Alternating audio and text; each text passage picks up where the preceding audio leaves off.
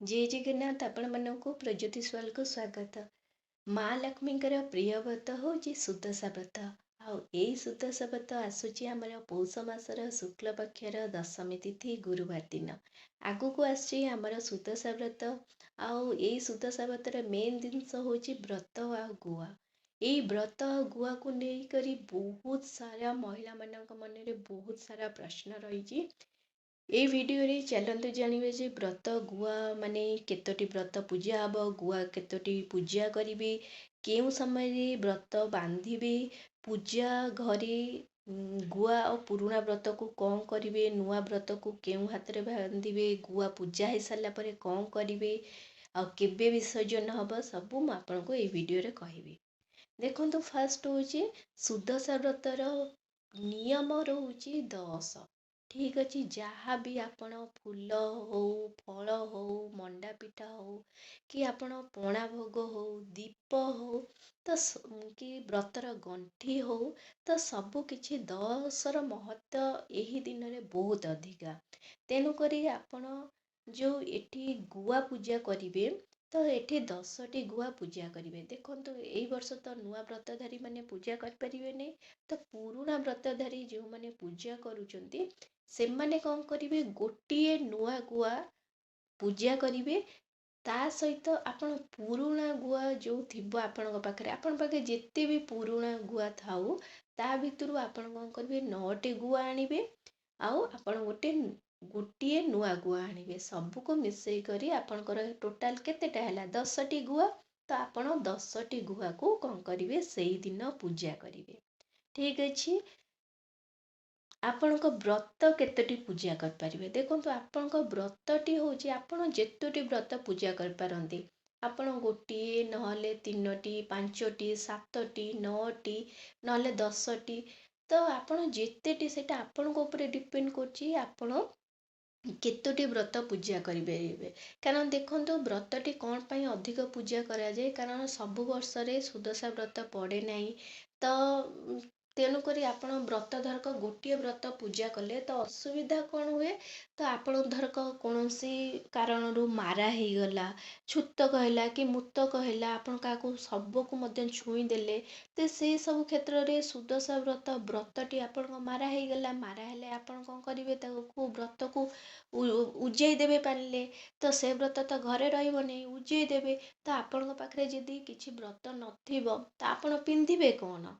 ତେଣୁକରି ଆପଣ କ'ଣ କରିବେ, କିଛି ଏକ୍ସଟ୍ରା ବ୍ରତ ପୂଜା କରିଥିଲେ ଆପଣଙ୍କ ପାଖରେ ଥିଲେ, କିଛି ଅସୁବିଧା ସମୟରେ ଯେମିତିକି ବ୍ରତଟି ଛିଣ୍ଡି ଗଲେ, ମଳି ବେଶୀ ପୁରୁଣା ହେଇଗଲେ, କି ହଜିଗଲେ, କିଛି ବି ଅସୁବିଧାରେ ଯାହା ବି ହେଲେ ଆପଣଙ୍କ ପାଖରେ କିଛି ବ୍ରତ ଥିଲେ ଆପଣ କ'ଣ କରିପାରିବେ, ବ୍ରତଟି ପିନ୍ଧି ପାରିବେ। ତେଣୁ ଆପଣଙ୍କ ହିସାବରେ କିଛି ଏକ୍ସଟ୍ରା ବ୍ରତ ସବୁବେଳେ ପୂଜା କରିବା ବହୁତ ଭଲ।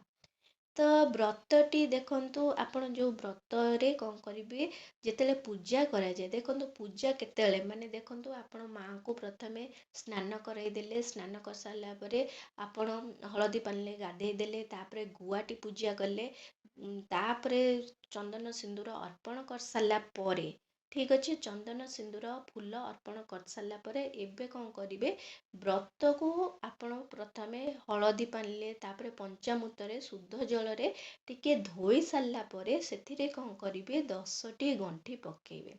ପ୍ରଥମେ ମାଆଙ୍କୁ ପୂଜା କରିସାରିବେ, ଗୁଆକୁ ପୂଜା କରିସାରିବେ, ଚନ୍ଦନ ସିନ୍ଦୁର ଅର୍ପଣ କରିସାରିଲା ପରେ ତାପରେ ବ୍ରତକୁ କ'ଣ କରିବେ, ସବୁ ଧୋଇଦେବେ। ହଳଦୀ ପାଣି, ପଞ୍ଚାମୃତ ଟିକେ ଶୁଦ୍ଧ ଜଳରେ ଧୋଇ ସାରିଲା ପରେ ତାପରେ 10ଟି ଗଣ୍ଠି ପକେଇବେ। ତ ସେଇ ଗଣ୍ଠି ଯେତେବେଳେ ପକାଉଛନ୍ତି ସେଥିରେ ଦୁବ ପତ୍ର ଆଉ ତା ବ୍ୟତୀତ ଆପଣଙ୍କର ବରକୋଳି ପତ୍ର ମଧ୍ୟ ବସେଇ ଆପଣ କ'ଣ କରିବେ, 10ଟି ଗଣ୍ଠି ପକେଇବେ। ପ୍ରଥମ ଗଣ୍ଠିରେ ପ୍ରତ୍ୟେକ ଗଣ୍ଠିରେ ମାଆଙ୍କର ନାମ ନେଇକରି ସବୁ ଗଣ୍ଠି ପକେଇବେ। ପ୍ରଥମ ଗଣ୍ଠିରେ ଆପଣ ମା ଲକ୍ଷ୍ମୀ ନାରାୟଣୀ, ଦ୍ୱିତୀୟ ଗଣ୍ଠିରେ କମଳିନୀ, ତୃତୀୟ ଗଣ୍ଠିରେ ଶ୍ରୀ ହରିହର ପ୍ରିୟା, ଚତୁର୍ଥ ଗଣ୍ଠିରେ ପଦ୍ମାଳୟା, ପଞ୍ଚମ ଗଣ୍ଠିରେ କମଳା, ଷଷ୍ଠ ଗଣ୍ଠିରେ ଚଞ୍ଚଳା, ସପ୍ତମ ଗଣ୍ଠିରେ ବିଘ୍ନସିନୀ, ଅଷ୍ଟମ ଗଣ୍ଠିରେ ସିନ୍ଦୁର ଦୁଲଣୀ, ନବମ ଗଣ୍ଠିରେ ଦୁର୍ଗତି ନାଶିନୀ, ଆଉ 10ମ ଗଣ୍ଠିରେ ବିଷ୍ଣୁ ପାଟରାଣୀ। ଏହିପରି ନାମରେ ଆପଣ 10ଟି ଗଣ୍ଠି ପକେଇବେ। ତାପରେ ସେଇ ମାଙ୍କ ପାଖରେ ତାଙ୍କ ପାଖରେ ରଖିବେ। ରଖି ସାରିଲା ପରେ ତାଙ୍କୁ ପୁଣି ଫୁଲ, ଚନ୍ଦନ, ସିନ୍ଦୁର ମଧ୍ୟ ଅର୍ପଣ କରିବେ ବ୍ରତକୁ। ତାପରେ ଆପଣ ଯେମିତି ପୂଜା କରିବା କଥା ପୂଜା କରିବେ। ଆପଣ ଯେଉଁ ଗୁଆ ଆଉ ପୁରୁଣା ମାନେ ଏବେ ଦେଖନ୍ତୁ ଗୁଆ ପୂଜା କଲେ ଆପଣଙ୍କ ତ ପାଖରେ ବହୁତ ସାରା ଗୁଆ ହେଇଯାଇଥିବ, କାରଣ 10ଟି ଗୋଟେ ବର୍ଷକୁ କି କେତେଟା ଯାହା ବି ହଉ ଗୁଆ ଆପଣଙ୍କ ପାଖରେ କିଛିଟା ହେଇଥିବ। ତ ପୁରୁଣା ବ୍ରତ ଆପଣ ଯେଉଁ ବ୍ରତ ସବୁ ରଖିଛନ୍ତି କି ଆପଣ ଯେଉଁ ବ୍ରତ ବାନ୍ଧିଛନ୍ତି ତାକୁ କ'ଣ କରିବେ, ଦେଖନ୍ତୁ ପୂଜା ଶେଷ ହେଇସାରିଲା ପରେ ଆପଣ ଗୁଆକୁ କ'ଣ କରିବେ, ସେମିତି ରଖି ଆସୁଥିବେ ଗୋଟେ ବଡ଼ ଆପଣଙ୍କର ଖଟୁଳି ହଉ କି ବଡ଼ କ'ଣ କହନ୍ତି ସେଇ ଯେଉଁ ଗୋଲିଆ ଜାଗା ଯେଉଁଠି ସବୁ ରଖୁଛନ୍ତି ଡବା ହଉ, ତ ସେମିତି ଆପଣଙ୍କ ଟିଣ ହଉ, ଆପଣଙ୍କର କାଠର ହଉ କି ପିତ୍ତଳର ହଉ, ଆପଣଙ୍କ ପାଖରେ ସେମିତିଆ ଗୋଟେ ଡବା କରିବେ।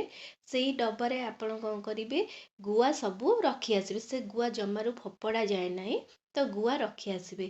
ପୁରୁଣା ବ୍ରତକୁ ଆପଣ ଯେତେବେଳେ ହାତରୁ ଖୋଲିବେ, ନୂଆ ବ୍ରତ ପିନ୍ଧିବେ, ପୁରୁଣା ବ୍ରତ ଖୋଲିବେ, ତ ପୁରୁଣା ବ୍ରତକୁ କ'ଣ କରିବେ, ଆପଣ ସେମିତି ରଖି ଆସିବେ। ପୁରୁଣା ବ୍ରତକୁ କ'ଣ କରିବେ, ଆପଣ ଯେତେବେଳେ ପୁରୁଣା ବ୍ରତ ରଖି ରଖି ଆପଣଙ୍କ ବ୍ରତଟି ଆପେ ଆପେ ସୂତା ନା, ସେ କିଛି ବର୍ଷ ହେଇସାରିଲା ପରେ ଆପେ ଆପେ ସେଥିରେ କ'ଣ ହେବ, ଛିଣ୍ଡିଯିବ କି କୋତରା ହେଇଯିବ, ନଷ୍ଟ ହେଇଯିବ। ତ ସେଇ ସମୟରେ ଆପଣ କ'ଣ କରିପାରିବେ, ସେ ବ୍ରତକୁ ପାଣିରେ ଉଜେଇ ପାରିବେ।